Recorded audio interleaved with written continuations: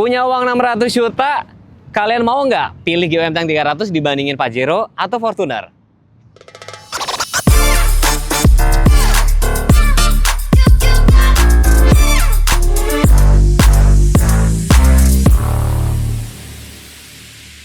Di samping gue ini sudah ada GWM Tank Turbo Diesel 300. Berarti nyebutnya gimana ya? GWM Tank 300 Diesel Turbo deh gitu aja ya.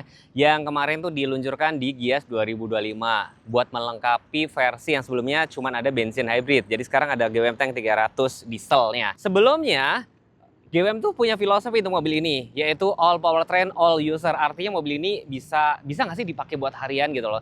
Nggak melulu dipakai untuk off-roadan kayak gitu loh. Bahkan mobil ini sebenarnya sudah diluncurkan sebelumnya di Bangkok International Motor Show lah gitu. Itu waktu itu ribuan, dan juga untuk di Australia itu penjualannya bahkan melebihi varian yang bensin hybridnya. Kunci itu seperti ini teman-teman ya. Ada tombol lock, unlock, terus ini buat buka bagasi. Terus ini buat kayak misalnya kalau kalian lupa parkir kayak gitu, kuncinya tuh ganteng. Look tampak depan seperti ini ya, tampilannya tuh SUV boxy, perlampuan LED, safety sense, cukup lengkap banget ya. Mungkin gua nggak perlu sebutin satu-satu ya. Yang pasti kayak ada adaptive cruise control, lane keeping assist kayak gitu. Kameranya menurut gua bukan 360 lagi tapi 50. Logo tanknya di sini kelihatannya kokoh banget ya. Termasuk fog lamp juga sudah LED. Tapi yang menarik beberapa fitur yang gue suka dari GWM tuh dia kayak ada tank turn, terus kayak bisa mundur sendiri yang nanti abis ini gue bakal cobain. Dari samping, teman-teman, kelihatannya mobil ini tuh kelihatannya sangat gede banget, sangat panjang banget. Tapi ternyata panjangnya tuh nggak sampai 5 meter. Sekitar 4,7 nih ya. 4,7, wheelbase-nya sekitar 2750. Bannya itu 265, 65 ring 17. Tentunya cakramnya depan belakang ini warna black glossy. Dan karena mobil-mobil SUV, tentunya dari arc wheel, ini ada footstep juga, itu juga bahan dop. Termasuk handle-nya juga bahan dop kayak gini teman-teman. Ada roof rail tentunya, ada kamera 360 juga. Tangki BBM letaknya sebelah kiri itu bisa muat sekitar 74 liter nih. Wading depth sekitar 700 mm. Ya itu kayak sudah standar buat yang nerjang-nerjang banjir atau off-road kayak gitu sih teman-teman ya. Secara kasat mata mungkin nggak terlalu banyak beda dengan varian yang bensin hybrid, kecuali emblem hybridnya aja. Di sini ada emblem 300, ada ban serep, ada kameranya juga di sini, smart entry, emblemnya 2.4T 4WD nih di situ. Di sini juga ada sensor-sensor. Bisa smart entry bisa dibuka kayak gini. Di sini ada kayak cargo net, ada hook nih maksimum 3 kilo. Terus di sini ada bagasi yang cukup gede, ada power outlet di sini, dan di sini ada colokan nih ya. Maksimum 120 watt letaknya di sebelah sini nih. Dan kalau misalkan kalian suka camping, gue rasa mobil ini cocok banget. Kalian mungkin tinggal modif dikit. Kalau misalkan palingan kalian bisa ganti bannya buat off-road kayak gitu teman-teman.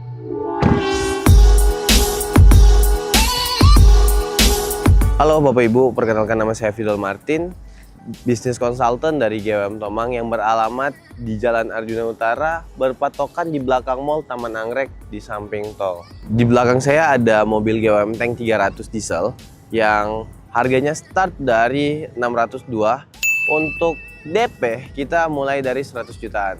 Kami juga menyediakan sistem payment 50-50. Jadi untuk Bapak Ibu kalau misalkan mau ngambil GWM, bisa pembayaran 50%, bawa pulang mobilnya tanpa bayar angsuran selama setahun. Setahun kemudian Bapak Ibu tinggal pembayaran 50% untuk pengambilan BPKB-nya. Buat Bapak Ibu yang berminat mau ngambil mobil GWM, bisa langsung hubungin Fidel di 0819 9949 1569 atau hubungin di Instagram Fidel di fidelmartin_GWM. Thank you.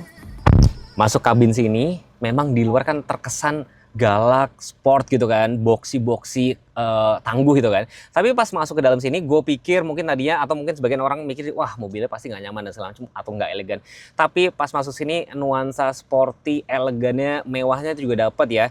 Dan dipadukan banyakan nuansa warna hitam nih, dari jok, terus konsol, dashboard juga, dan beberapa ini sudah touch. Ini juga kulitnya tuh napa leather, jadi udah kelihatan mewah banget. Cuma palingan ini doang ya, mungkin kalau misalkan plafonnya dibikin warna hitam mungkin bakalan jadi lebih oke lagi sih. Tapi ada beberapa orang yang memang lebih suka warna ini. Kenapa?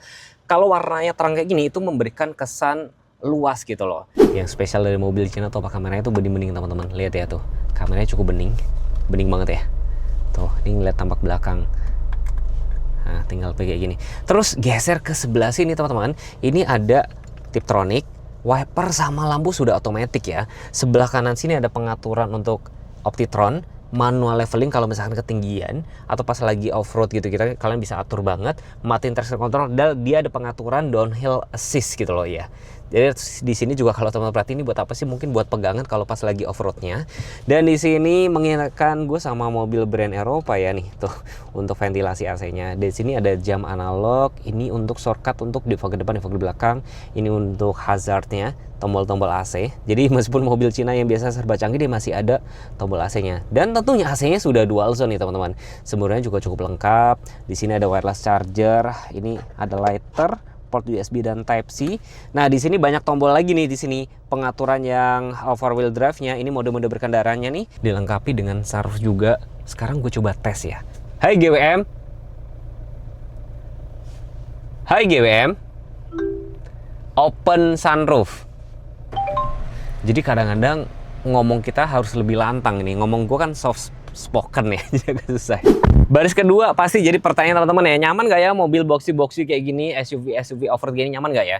Dengan panjang sekitar 4,7, wheelbase sekitar 2750 nih. Artinya nih jarak kakinya juga cukup oke, jarak kepala juga cukup oke. Artinya kenyamanan dari penumpang tuh juga tidak dikorbankan gitu loh. Cukup lapang kan?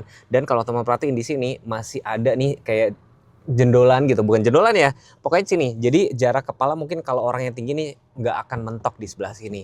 Nah, blower AC-nya itu ada 2 di sebelah sini, jadi kalian nggak perlu takut kepanasan. Ada port USB, joknya tentunya sudah kulit, ada Esofix, ada headrest-nya ada 3, ada armrest juga, ada tempat cup holder.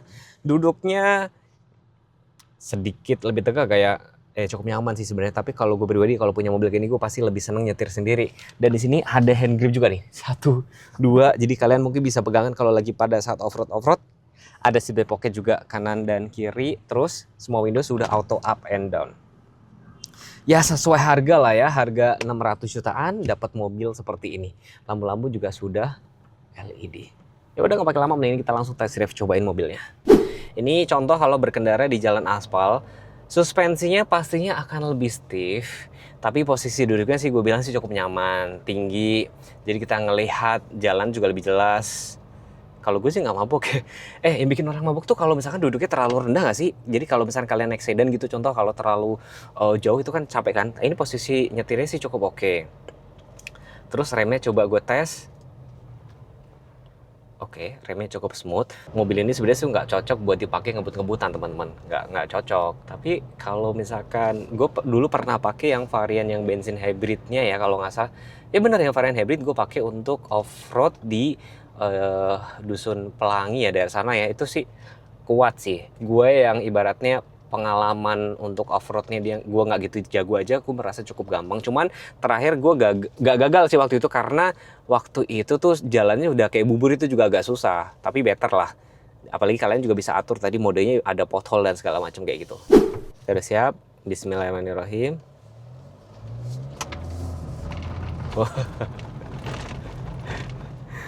Wah, jalannya kayak gini mah kecil banget.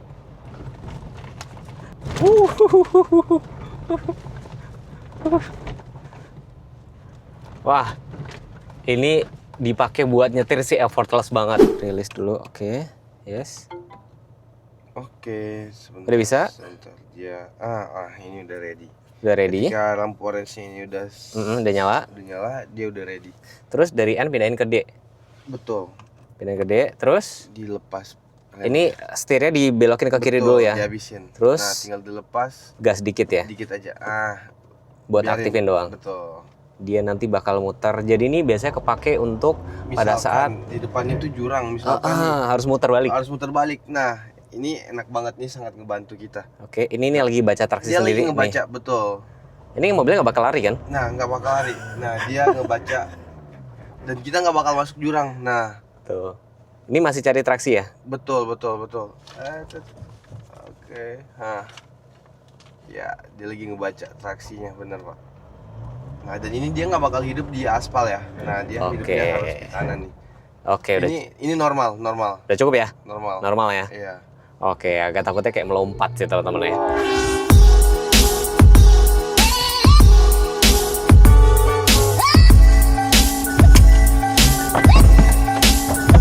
Nah, jadi gimana teman-teman? Gue tadi udah demo kan tuh tank-ternya. Jadi mobilnya itu bisa muter 360 derajat. Jadi kepake kalau misalkan teman-teman misalkan lagi off-road, tiba-tiba di depan tuh ada jurang. Nah, kalian bisa muter. Cuma tadi gue tanya sama Mas Widel, Mas ini dilengkapi dengan yang mundur berapa meter itu nggak ada. Itu baru ada di tank yang 500 ya teman-teman. Overall mobil ini berarti benar ya. All powertrain, all user. Jadi dipakai buat harian juga masih cukup oke, cukup nyaman.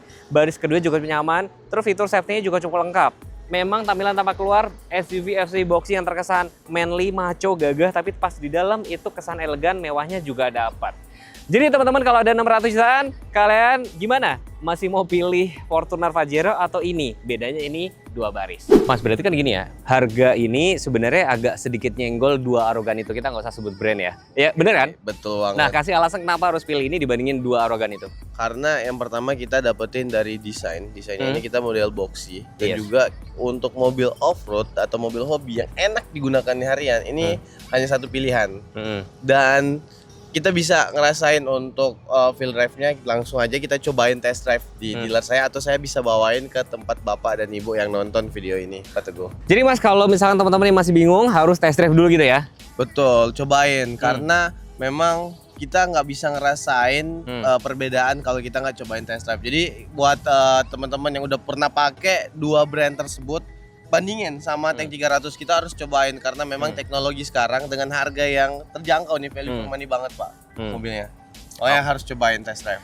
Nah teman-teman kalau misalkan ada ide konten apa, komen aja di video ini. Jangan lupa subscribe, jangan lupa follow Instagram kami berdua.